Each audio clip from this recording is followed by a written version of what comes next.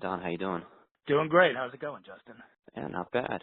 Good to talk to you. Yeah, good to be talking with you. I'm excited about the album, and Yeah, I appreciate giving a a few listen. minutes with you. Good.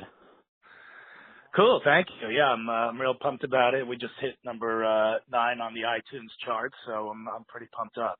Yeah, that's awesome. But this is the first thing you've put out since VH1 decided not to pick up that metal show. So what have you been doing in the time since then? I'm working on those jokes. A lot of people, there is a section of the audience who didn't realize that myself and Jim Florentine were both comedians, stand-up comics before that metal show. So, basically I just could continue doing what I've been doing, is getting out on the road and performing. And, I do other stuff, different writing projects and stuff, but primarily stand-up's been my career for the last 20 years. Now, with this album, you decided to go with the format of telling longer stories with the jokes rather than just doing the rapid fire. So what inspired you to change it up this time? I think a couple things. Number one, I definitely, in this PC age that we're living in, you have to definitely be more creative with the way you kind of phrase things these days.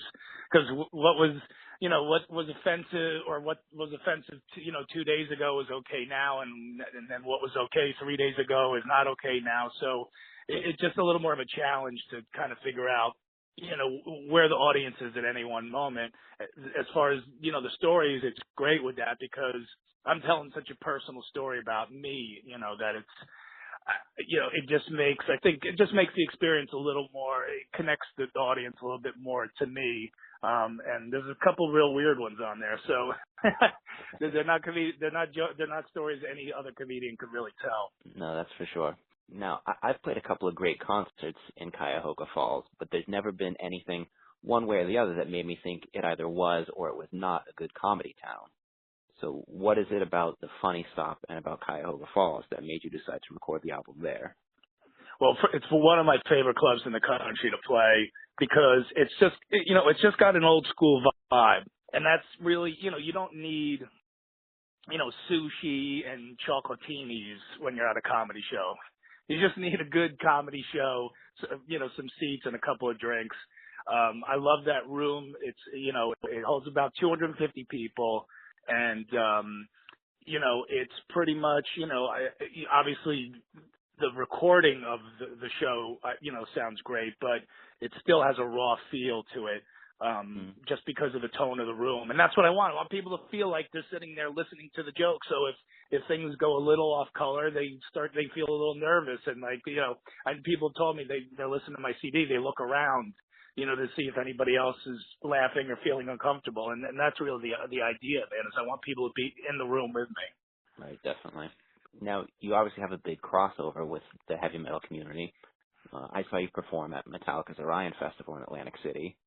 And so what's it like performing comedy at a rock show where you've got thousands of people versus, the Funny Stop to 250 people? Are the crowds react differently there? Well, I think the main difference is, people who come to a comedy club, they're seated, they're excited for comedy. They're having a reasonable amount of alcohol. At festivals and rock shows, people are, they're wild, they're standing up, and they're in concert mode. So, that's why as a comic, I'm very much, I really try to give a big performance, because that's what people come for, So, I really work on my performance level, and you amp it up when you're in front of a Metallica crowd, obviously. On top of the fact that, James Hetfield and Lars Ulrich were standing there watching me the entire time. So I was, I knew I couldn't blow it in front of their crowd, because they handpicked every one of us to be on that festival. And, Right. but the funny thing about it is, and this is the great thing about comedy, I did that on a Saturday, and the following Thursday I played a pizza place in North Jersey. And that's show business in a nutshell right there. One day you're opening for Metallica, the next day, you're opening for a guy named Vinny cooking garlic knots. Exactly. Now, we're running a recurring feature on our website this summer to shine a spotlight on bass players who we feel can, sometimes be the unsung hero of bands. And you got to have some great bass players on that metal show. You had Geddy Lee, Geezer Butler, you had Duff, Jason Newsted.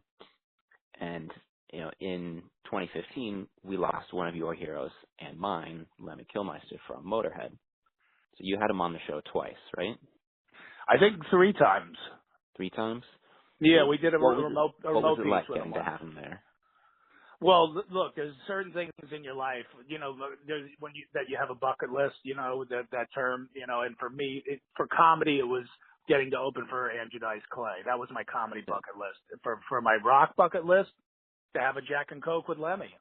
And, after he had been on a few times, he called me into his dressing room and asked me to sit down, and he said, you want to have a drink with me? And I don't drink any hard liquor, but when Lemmy says you're going to have a drink with him, you're going to sit and have a Jack and Coke. And, if I only done it that one time, I could have crossed it off the bucket list, but actually I was able to have many Jack and Cokes with him over the years, much to the detriment to my liver.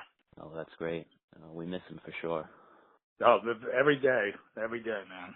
Now, if that metal show was picked up for one more episode and you could have any dream guest that you never got to have, who would it be? Well, that's easy because everybody knows who watched the show. We never had Paul and Gene from Kiss on. So, they would definitely have to be on. And then a guest guitar player would have to be Eddie Van Halen.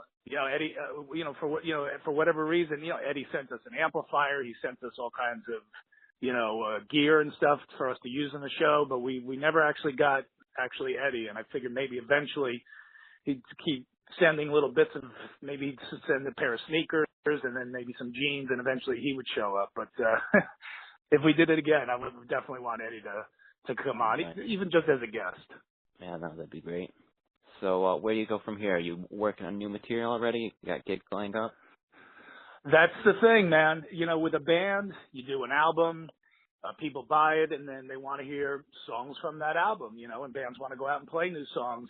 With comedy, it's the opposite. You put out an album, people buy it, they don't want to hear that material again when they come see you live. So, yeah, it's the long uphill climb to come up with a new hour of material. And me and myself and Jim Florentine had a show last night, and he's in the same boat I am because he just put out a special, and he's like, I'll take some notes for you if you take some notes for me, because we were both doing a bunch of new stuff last night. So we're both climbing the comedy hill again, and I'll be on tour all summer.